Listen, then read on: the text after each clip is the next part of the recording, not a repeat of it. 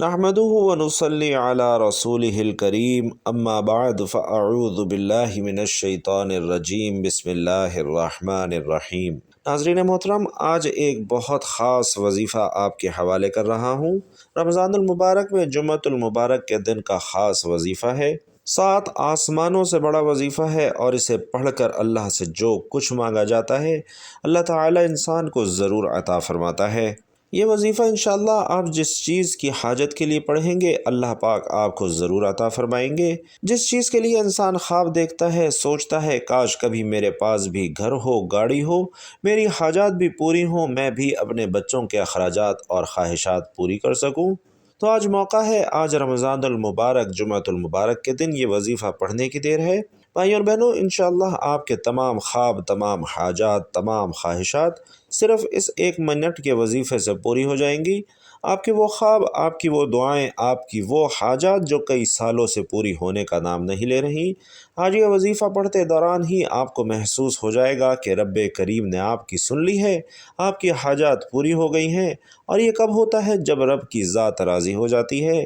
آج آپ کے لیے ایسا مجرب اور خاص وظیفہ لے کر آیا ہوں جو کئی ولیوں کا بتایا ہوا وظیفہ ہے۔ آج ہر کوئی مصروف ہے، اور اس مصروفیت کے دور میں آج وہ آزمودہ اور مجرب وظیفہ لے کر آیا ہوں جسے پڑھ کر انشاءاللہ آپ کے بڑے سے بڑے مسائل کا خاتمہ بھی ہو جائے گا، بڑی سے بڑی حاجت بھی انشاءاللہ پوری ہو جائے گی۔ اور رب کریم سے جس حاجت کے لیے نیت کر کے بیٹھیں گے ناظرین، مصلی چھوڑنے سے پہلے وہ حاجت آپ کی پوری ہوگی۔ آج ہم میں سے بہت سے لوگ ایسے ہیں جن کے پاس گاڑیاں ہیں، بڑے بڑے بنگلے ہیں، بڑے چلتے ہوئے کاروبار ہیں، اور وہ پیسے کو پیسہ سمجھتے ہی نہیں۔ اخراجات اتنے ہیں کہ ہم سوچ کے حیران رہ جاتے ہیں کہ اتنا پیسہ آ کہاں سے رہا ہے۔ ناظرین، یہ سب رب کی دین ہے کہ جب رب کی ذات ان کو عطا کر سکتی ہے، ان کو گاڑیوں، بنگلوں، کاروں کا مالک بنا سکتی ہے، تو پھر آپ کی حاجات پوری کیوں نہیں ہو سکتی؟ آپ بھی تو رب کے بندے ہیں۔ آج مانگ لیجئے، آج رب سے خزانے لوٹنے کا، آج رب سے من پسند فیصلے کروانے کا، من پسند حاجات پوری کروانے کا، اور اپنی ہر بات، اپنی ہر دعا رب کریم سے پوری کروانے کا ایک ایسا وظیفہ آپ کو دے رہا ہوں کہ وظیفہ پڑھ لو، آپ رب کریم سے مانگ مانگ کے تھک جاؤ گے، لیکن رب کے خزانوں میں کمی نہیں آئے گی۔ وہ لوگ جن کے کاروبار چلتے بند ہو رہے ہیں، آج لوگ آتے ہیں کہتے ہیں کہ ہمارا کام ہوتے ہوتے رہ جاتا ہے، ہم رات کو یقین کر کے سوتے ہیں کہ صبح ہمارا یہ کام ہو جائے گا، صبح اس مقصد میں کامیابی مل جائے گی، لیکن صبح اٹھتے ہی کوئی نہ کوئی ایسا معاملہ بن جاتا ہے کہ کام ہاتھوں سے نکل جاتا ہے۔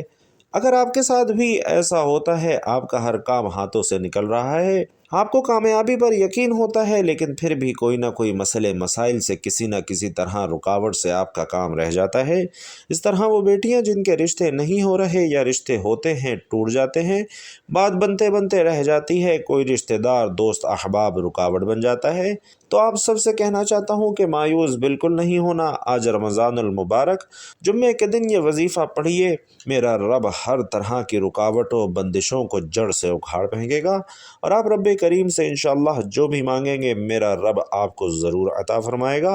اور بے شک میرا رب ہر شے پر قادر ہے، وہ رب جب دینے پر آتا ہے چھپڑ پھاڑ کے عطا فرماتا ہے۔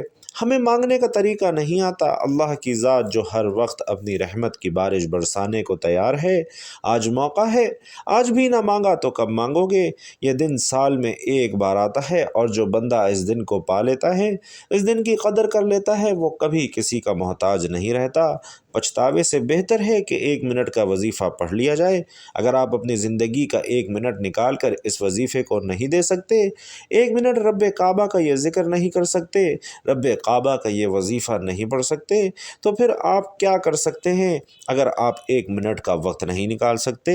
بھائیوں اور بہنوں، آج کا دن بہت خاص ہے۔ اگر کوئی بھکاری فقیر جو سمجھتا ہے کہ وہ کبھی بھی کامیاب نہیں ہو سکتا، ایک ایسا بندہ جو مایوس ہو چکا ہے، جو تھک ہار چکا ہے، جو بڑے بڑے اعمال کر کے تھک چکا ہے، پھر بھی کوئی فائدہ نہیں ہو رہا، تو آج رمضان المبارک میں جمعے کی خاص گھڑیوں میں یہ وظیفہ پڑھ لے، انشاءاللہ غیب سے ہر حاجت پوری ہو جائے گی، ہر مقصد میں کامیابی یقینی ہو جائے گی۔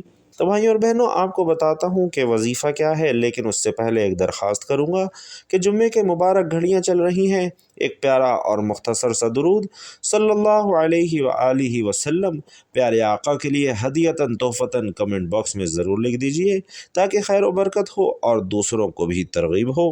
تو ناظرین کرام، اب عمل کیا ہے؟ آج رمضان المبارک جمعہ کے دن صبح سے لے کر شام اور رات، پورے دن پوری رات آپ کے پاس موجود ہے۔ آپ کسی بھی وقت یہ وظیفہ پڑھ سکتے ہیں۔ تو سب سے پہلے باوضو ہو جائیے، مصلی پر بیٹھ کر آپ نے سب سے پہلے اللہ کے حبیب صلی اللہ علیہ وسلم کی ذات مبارکہ پر 3 مرتبہ درود پاک پڑھنا ہے۔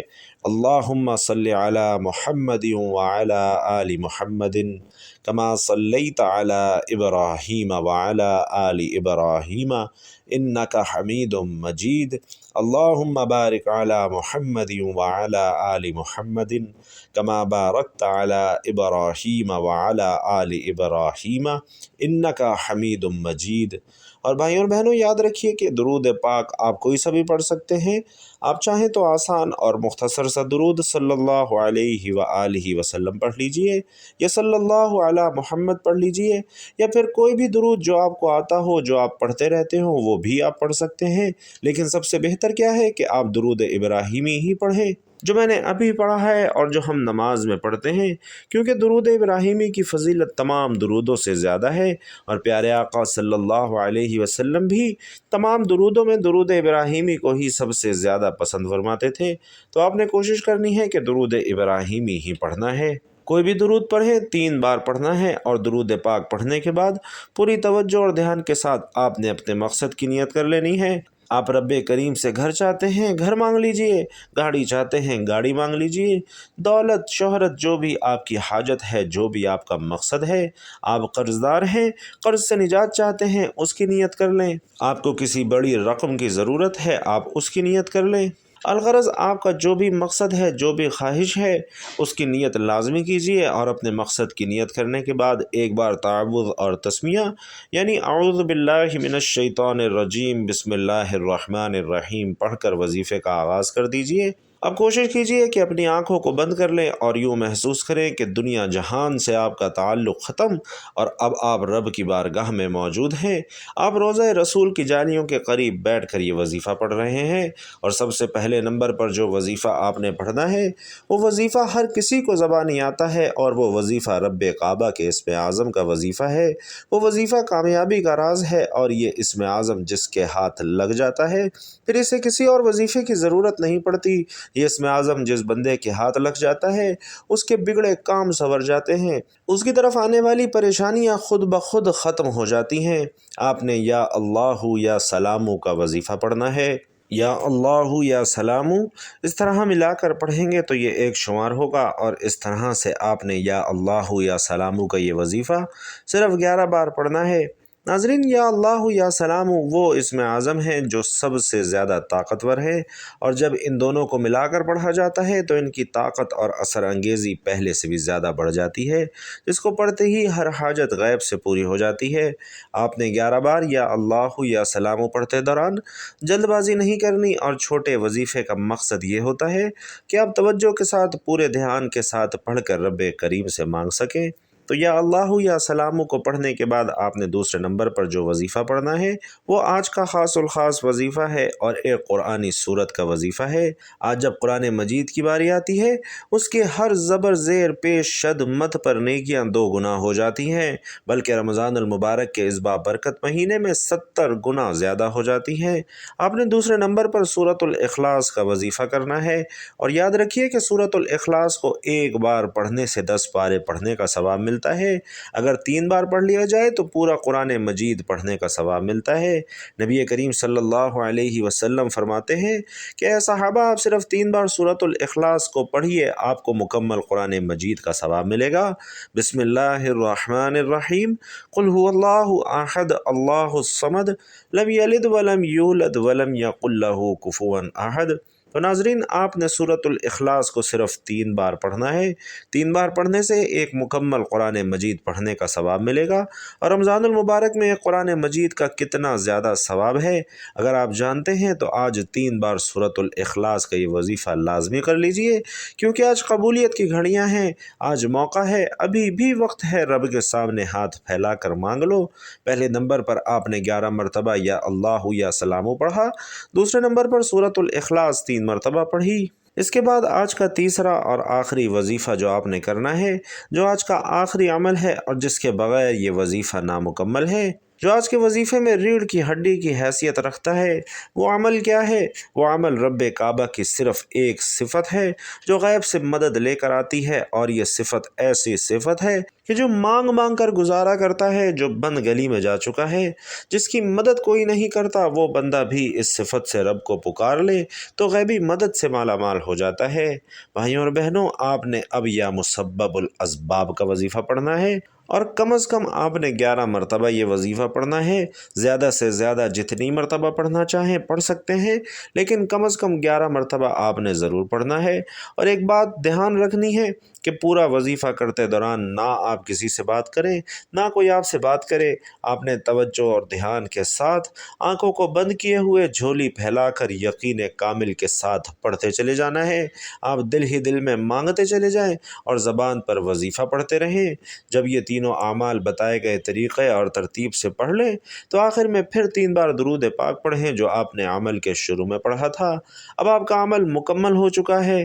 آج کے وظیفے کی مکمل ترتیب یہ ہے کہ آپ نے سب سے پہلے 3 بار درود پاک پڑھنا ہے، اس کے بعد اپنے مقصد کی نیت کرنی ہے۔ اعوذ باللہ من الشیطان الرجیم، بسم اللہ الرحمن الرحیم پڑھ کر وظیفے کا آغاز کرنا ہے۔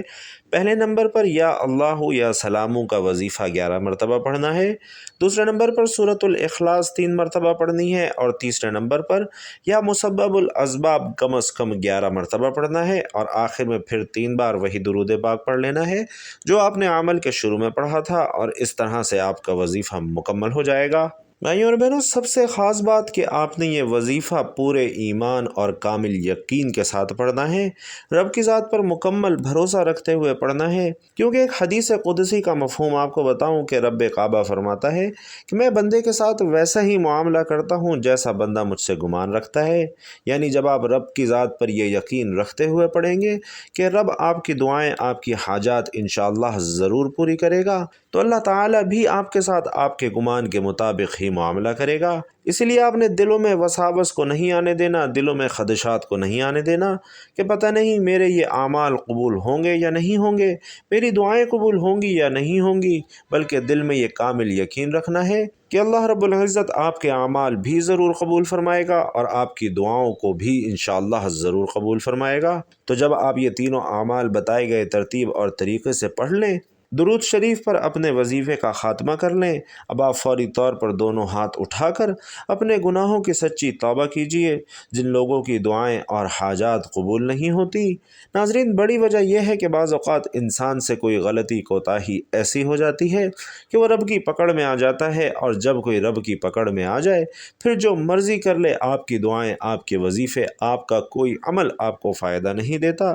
اس لیے آپ نے یہ وظیفہ پڑھ کر اپنے گناہوں کی سچی توبہ کرنی ہے، اور جیسے ہی دل کو سکون مل جائے کہ رب نے سچی توبہ قبول کر لی ہے، اب رب راضی ہے، اب ضد کر کے مانگنے کا وقت ہے، اب خزانے لوٹنے کا وقت ہے، اب اپنی ہر بات منوانے کا وقت ہے، اب انعامات سے جھولیاں بھرنے کا وقت ہے۔ ہو سکے تو سجدے کی حالت میں رب کریم سے مانگیے، میرا رب انشاءاللہ 70 ماؤں سے زیادہ پیار کرتا ہے، وہ ہر شے پر قادر ہے، وہ جب دیتا ہے نہ شکلیں دیکھتا ہے نہ اعمال دیکھتا ہے، اپنے پیارے حبیب کے صدقے چھپر پھاڑ کر عطا فرما دیتا ہے۔ خدا را یہ وظیفہ خود بھی پڑھیے، دوسروں کو بھی بتائیے۔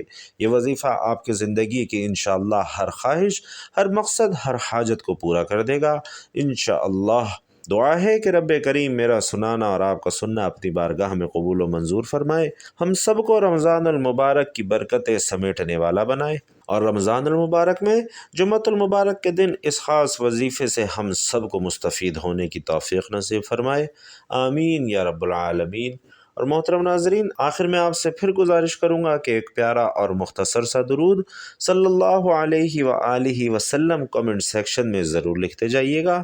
اللہ تعالیٰ آپ سب کا حامی و ناصر ہو، آمین۔ السلام علیکم ورحمۃ اللہ وبرکاتہ۔